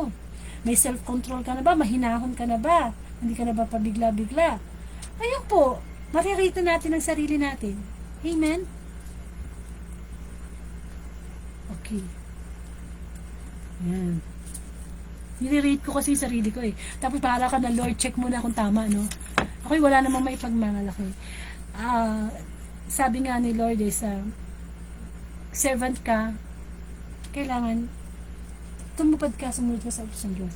At finally, Kapag ikaw na yung servant na yes lang ang sinasagot sa bawat usos ng Panginoon, eksakto, servant ka na ni God. Yung tipong sinusunod mo na yung magpatawad ka sa kapwa mo, ang sagot mo, yes Lord, period. Wala na explanation, ha? Wala nang comment, hindi yung patawad ako sa kapwa ko, ginawa na ako ng kasalanan niya. Ako pa ba lalapit sa kanya? Siyempre, kailangan siya lumapit. Oh, wala humility. Paano magiging servant? Samantarang si Jesus, si God, patawad ng patawad sa atin. At pag nagpatawad, lumilimot. Ganyan tayo. Pag pinatawad mo na, tapos na ang kwento, mag-asawa, pag tapos na yung issue, tapos na yun, huwag na babalik pa. Kaya dadagdagan yung pag-aaway eh. Amen. Pag pinatawad mo, give them another chance. Lahat tayo makasalanan, di ba? Kung halimbawa sinabi na, huwag kang mangangalunya. Yes, Lord, period. Hindi yung naglilingkod ka sa Diyos, lingkod ka ng Diyos, nangangalunya ka pa rin, nakakahiya naman sa Panginoon. Ginagawa mo siyang plastic, hindi tanga ang Diyos. Sayang naman ang tagal ng pinaglingkod kung hindi mo binibitiwan yung kabit mo o yung kusino man yan. Bitiwan yan. Demonyo yan sa buhay. Sabi nga, malas ang kabit. Kung hindi ka kasal, tapos nagsasama kayo, iwan mo. Bakit di kayo kasal eh? Mas mahal mo pa ba yung asawa mo? Kesa iwanan mo yun. You choose to be a single mom. You choose to be a single dad. Pakatawanan mo. Hindi yung iniwan mo yung asawa mo dahil di kayo magkasundo. Tapos hahanap ka ng iba, hindi kayo kasal. Eh, committed ka sa Diyos, kinasal kayo eh. Amen. Mortal sin yan sa Catholic. Kung mas mahal mo ang Diyos kesa sa gusto mo. Kahit ang pinakamabait na babae o lalaki, ang requirements mo, sa Diyos ka pa rin uuwi dahil nasa Kanya ang perpektong katangian. Kaya wag mo sa tao hanapin ang kaligayahan. Hanapin mo sa Diyos. Amen. Yung kaya mong i-give up, kahit mahirap i-give up kasi alam mo kasalanan. Pero kung i-insist mo pa rin, na ito Lord, gusto ko to eh. Nagmamahalan kami, kaya nga merong unconditional love mula sa Diyos eh. At merong forbidden love eh. O bawal na pag-ibig eh. Galing sa demonyo. Hindi lahat ng klase ng pag-ibig kalugod-lugod sa Diyos. Kasi alam ng Diablo na ginagamit ng Diyos ang God is love. So nagamitin niya ang pag-ibig para lokohin tayong mga tao. Niloloko lang naman tayo sa Satan eh. Amen. Yan ang ng mabuting balita. Yung kaya mong i-give up lahat ng nakakaligaya sa'yo, nakakasatisfy sa'yo. Huwag lang mawala ang Diyos sa buhay mo. You can be a servant. Kahit simpleng pagliligpit, pagluluto, sa gawain, nagsiserve ka na kay God. Nagpipreach ka ng Word of God, nagsiserve ka na kay God. You have the desire. Ibang tipong, Lord, gusto ko to, pero, Lord alam mo, gusto ko to. Pero kung ayaw mo, Lord, mas lalong ayaw ko. That's a good and a faithful servant. Selfless sacrifice. And I tell you, hindi naman sadista ang Diyos eh. Hindi naman maramot ang Diyos eh. Pag inuna natin ang Diyos, I'll assure you, yung hinihingi mo sa Panginoon, ibibigay pa niya rin sa iyo ng siksik, liglig at umaapaw. Spiritual blessing. Tapos dadagdagan pa niya ng material blessing. Ayaw lang natin kasi subukan makipagrelasyon sa Diyos ng seryoso eh. Akala natin may mawawala sa atin. Huwag tayo maging attached sa tao. Amen. Huwag kayo masyadong magpapaniwala sa social media. Yung bang tipong nagmamahalang kami, kahit pareho silang gender, wala kaming sinasagasa ang tao. Pasensya na kayo kasi ang salita na Diyos masakit, pero dapat ipahayag. Amen. Kung babae ka, gusto mo maging lalaki, gusto mo kapwa lalaki mo, kapwa babae mo, kapatid, karumal-dumal na gawain niya sa Diyos. Kahit sabi mo pang mabuti kang anak, wala kang inaagrabyadong tao, ang Diyos ang ginaagrabyado mo eh. ginagawa mo naman, minamaliit mo naman ang kapangyarihan ng Diyos eh. Porque ba may mga sensya na ngayon na pwedeng gamitin para mag-change sex, gender. Amen. Huwag tayo paloko sa social media, sa mga iniidolo natin. Kasi niloloko lang tayo, yung ginagamit siya ng diablo. Dapat, ang ipinapakita nila sa social media, yung kalooban ng Diyos. Kasi malaking kasalanan na ikaw na mismong tao, nagkakasala na eh. Tapos sa social media, magpapakita ka pa ng kasalanan, dadamay mo pa yung mga followers mo. Mas malaking kasalanan yan. Nagiging sanhi ka ng kasalanan ng iba. Amen? Kailangan pag sikat ka, mas maging good example, maging servant ni God, pinapakita mo yung tama. Hindi pinapakita mo sa tao na kailangan ganito, kailangan ganyan. Amen? Ano nangyayari? Ginagaya ng kabataan. Kaya marami ng kabataan ng walang seryosong relasyon sa Diyos. Nakikipag-seryosong relasyon sa boyfriend. Pag iniwan, iyak. Pag iniwan, buntis. Mga magulang, mga lolo't lola, isa sa mga paglilingkod na gustong gawin nyo para sa Panginoon, palakihin nyo sa aral ng Diyos ang inyong mga anak, ang inyong mga apo. Walang kabuluhan na bigyan nyo sila ng higher education, bigyan nyo lahat ng gusto nila. Ay kung mga lumaki naman silang bastos at walang pag-ibig sa Diyos, baliwala. Amen. Kung nakakilala ka sa Diyos, simulan mo na sa lahi mo ang paglapit ng mga mahal mo sa buhay sa Diyos. Kung wala ka pang lakas ng loob para sabihin sa kanila ito, di lakasan mo yung volume ng cellphone mo. Okay, isend mo tong message ni Lord sa taong gusto mo makarinig ng salita ng Diyos. Okay, sa timeline mo, GC mo, di ba? Sabi niya, kung gusto, may paraan. Kung ayaw, madaling dahilan. Naging gospel din niya sa nakarang araw.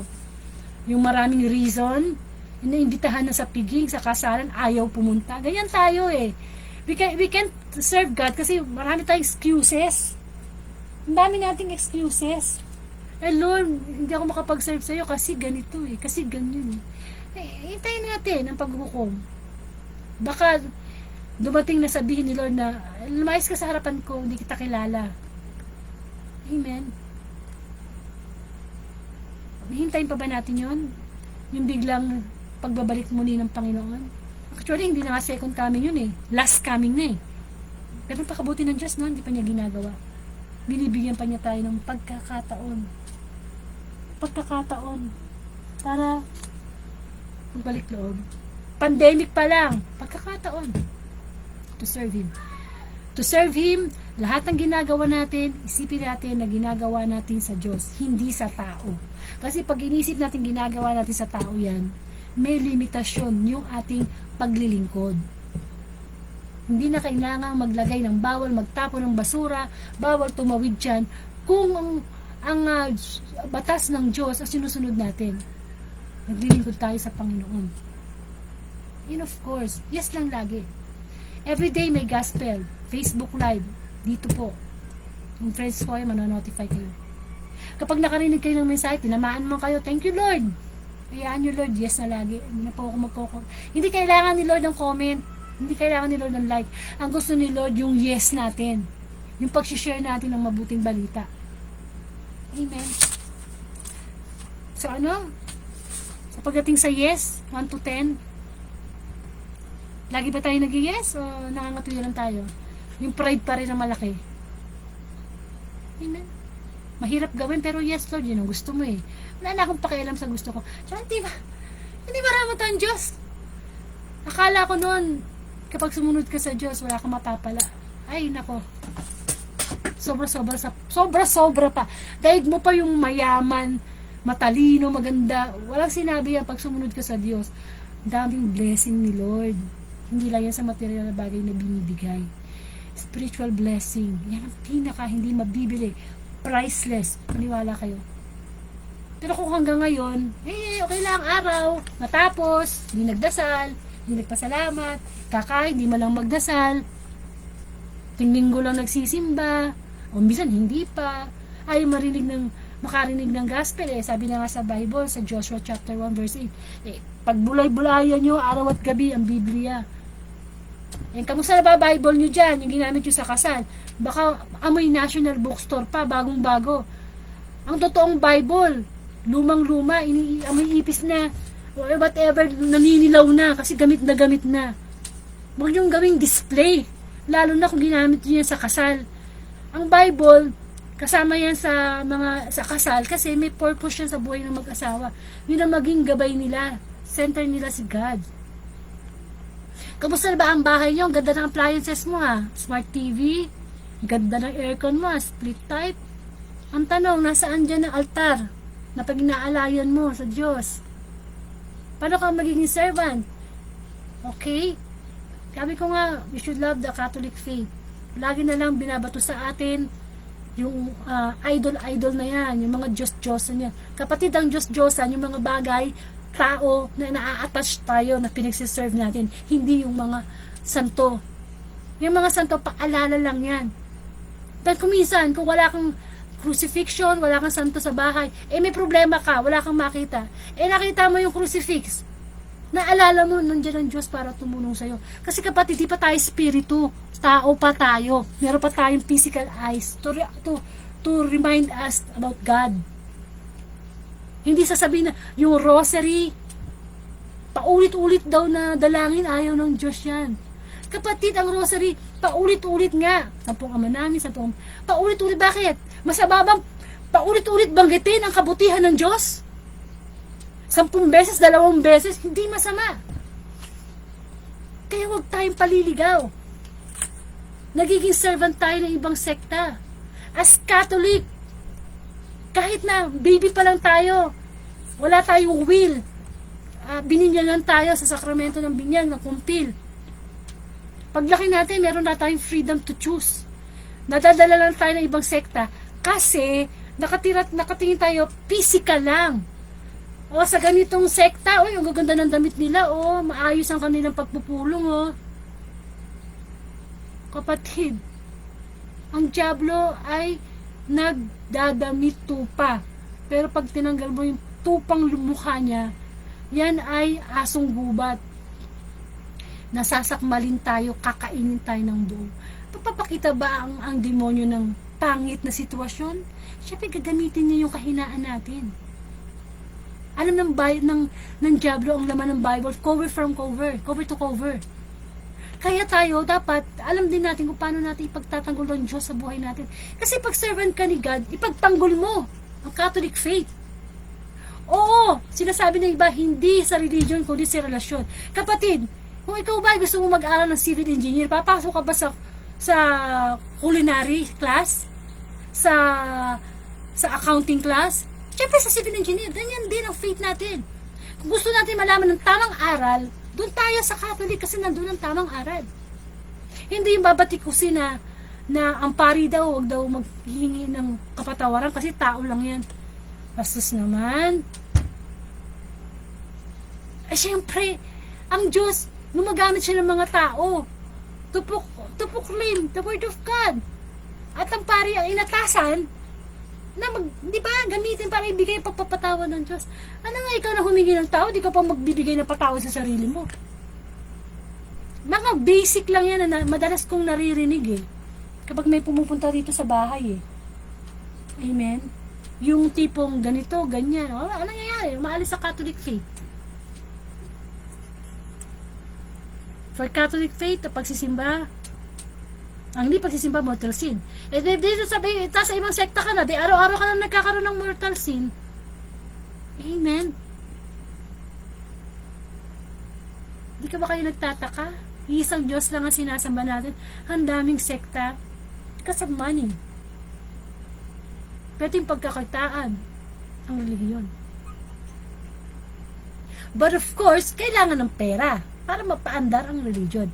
Kaya lang yung purpose yung dahilan doon tayo nagkakatalo Amen.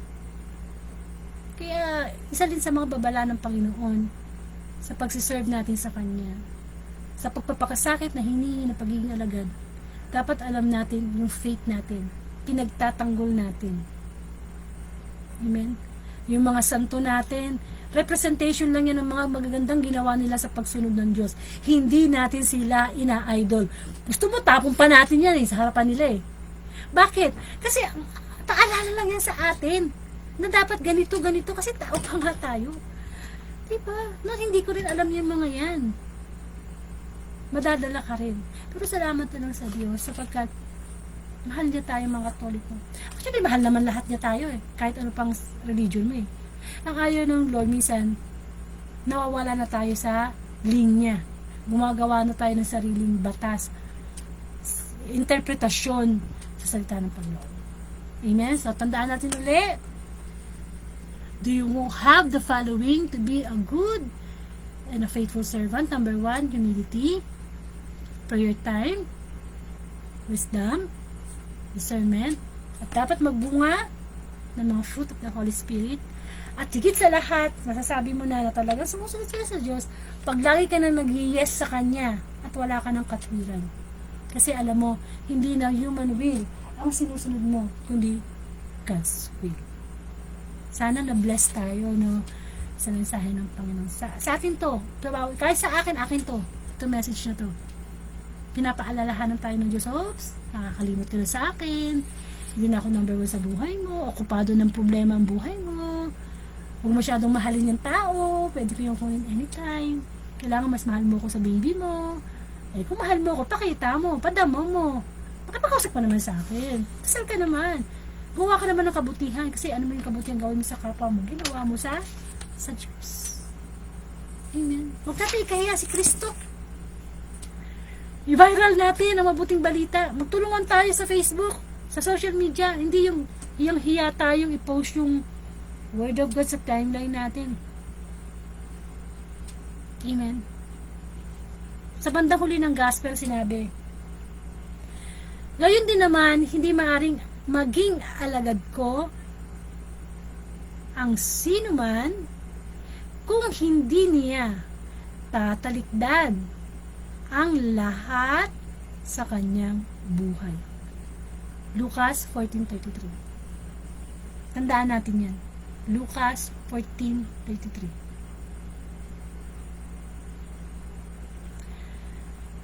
Hindi tayo magiging servant ni God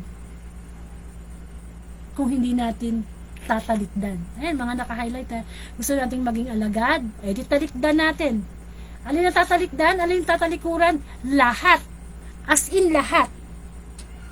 Yung mga kasalanan natin, yung mga material na bagay na nakakapagpalayo sa atin sa Diyos. Amen. Pero hindi marami ang Panginoon. Yung mga material things na yan, pwede pa rin naman talaga mag-exist sa buhay ng tao. Unahin lang ang Diyos. Pag nauna na yung Diyos, may pera ka na, bahay ka na, kotse ka na, pag-aaral mo na yung anak mo sa magandang school, may kinakain kayo masarap araw-araw, nakakapagpasyal kayo, nakakapag-mall, sa ibang bansa, ganyan, ganito, nabibili mo yung ganito, nabibili mo yung ganyan. Extra blessing na lang yan, Lord. Pero dapat, God first. Amen. So, inaanyayahan ko po kayo na manood, makinig ng Word of God, Daily Gospel, Monday to Saturday, 6 p.m. at pag Sunday, 6 a.m. So, kung Facebook friends ko po kayo, punta po kayo sa ano ko, sa Facebook ko. Makikita niyo po doon. O kayo sa YouTube channel ko. Amen. Send, ayun, sa YouTube channel, Angelica Dorde, pa-subscribe na lang po para balang araw makapag-live tayo sa YouTube. And kung gusto niyo maging member ng group chat namin ng Word of God, PM niyo ko. Pwede kayong mag-request ng prayer request, panalangin, pasasalamat. Okay? Kahit walang prayer request, yung pagpapasalamat, Thanksgiving, ay nako, malaking ano na yan sa Panginoon. I-appreciate mo yung paglilingkod ng Diyos sa atin. Amen? Hanggang ngayon pinaglilingkuran pa rin tayo ng Panginoon sa mga blessing niya. No? Kaya naman, ibalik naman natin ito sa Kanya. Share the daily gospel for the glory of the Lord. Amen? So, punta muna tayo sa song na to para mapakinggan natin na dapat maging good and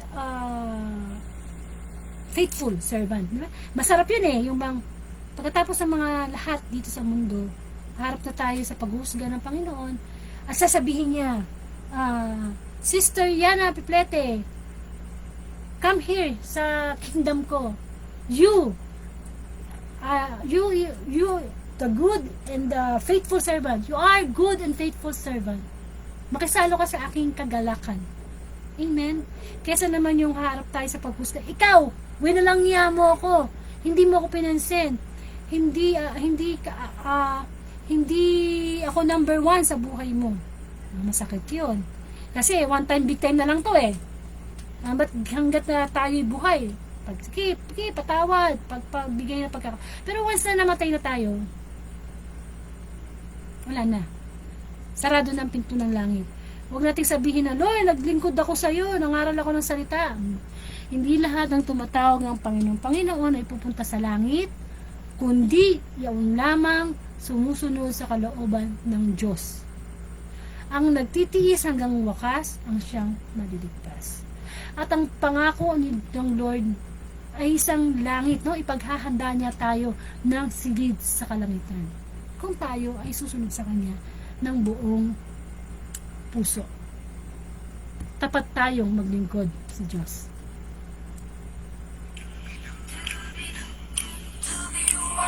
Dati ako'y labas-pasok lang sa simbahan. Ipakita ang bagong damit, makipagsosyalan. Kung ano ang napapansin, pilit kong hingan ng tulong, ayokong gawin. Salamat sa Diyos at ang buhay ko binago na rin. Dapat akong maglilingkod na may pagpapakumbabang loob. Dagat ang Diyos ang nagbigay ng katalinuhan kong taglay. Kaya't kahit ako'y di mapansin, sa ating Diyos maglilingkod pa rin. Dapat akong maglilingkod. Dapat akong maglilingkod.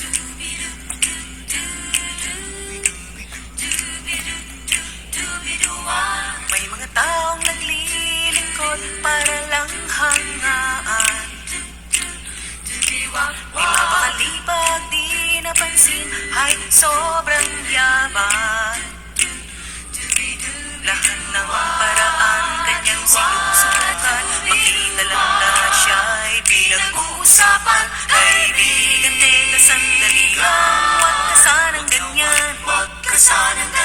Dapat ka sanang maglingkod na may pagpapakumbabang loob. Pagkat ang Diyos ang nagbigay ng katalinuhan mong taglay. Kaya't kahit ika'y di mapansin, sa ating Diyos ay maglingkod pa rin. Dapat ka sanang maglingkod. Dapat ka sanang maglingkod.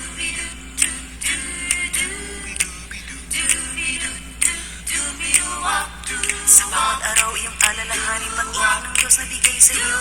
Bilang ganti ay karapat dapat na siya ay paglingkuran mo ng tapat. Kaya sa iglesyang kinabibilangan, ipagkaloob ang taglay mong lakas. Iyong puluhan ang pangangailangan, pagpapalain ka ng Diyos sa wakas. Tapat na tayong maglingkod na may pagpapakumbabang loob. Pagkat ang Diyos ang nagbigay ng katalinuhan ng taglay.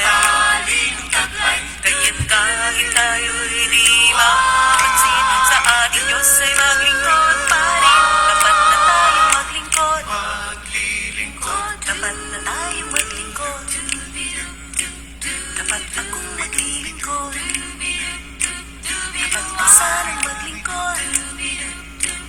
Dapat na tayong maglingkod.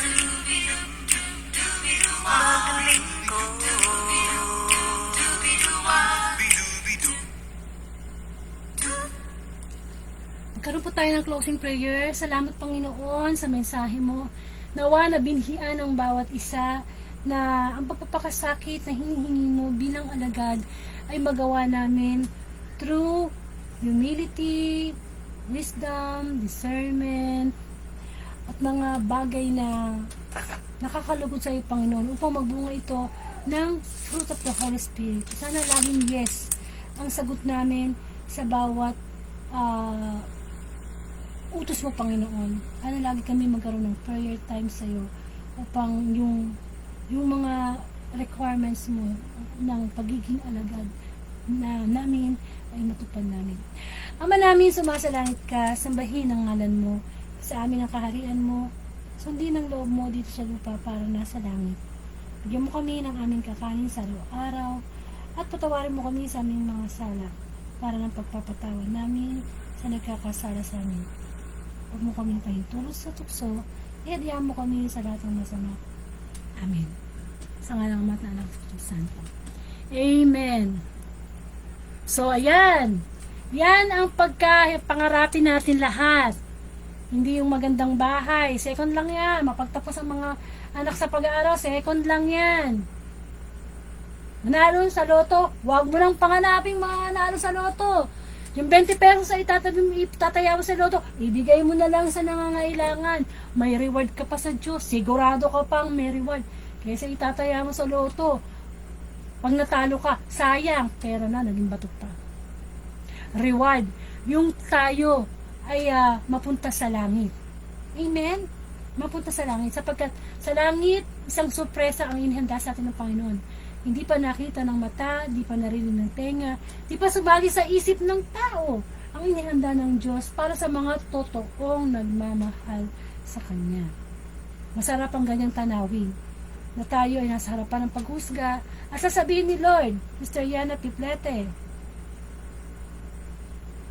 Sister Sheila, Sister Telma, Brother Rene, Brother Jerry, Sister Lucy.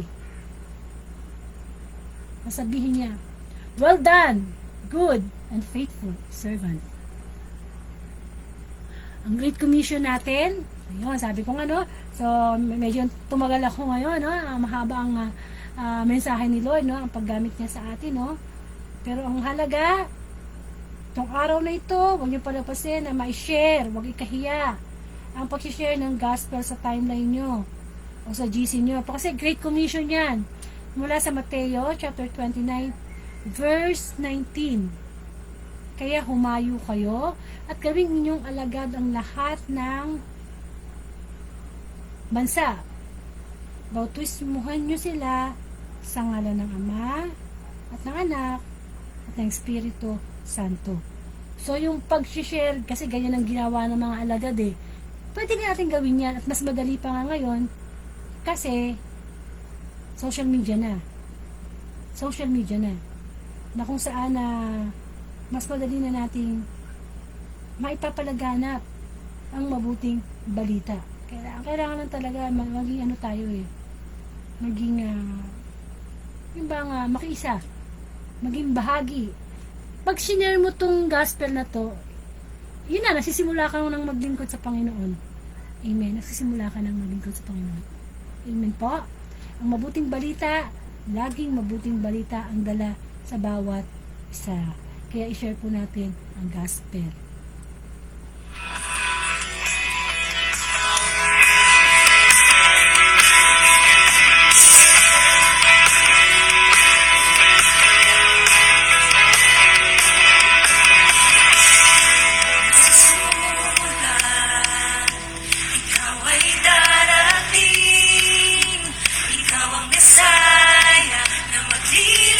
Sa amin,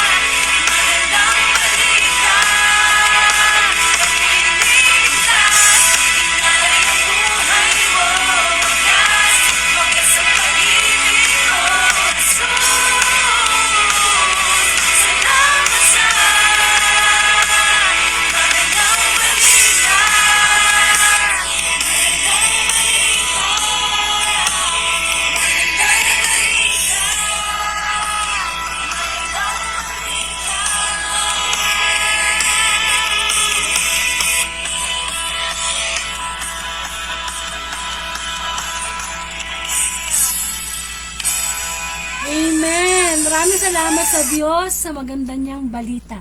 Napakaganda ng balita niya ngayon.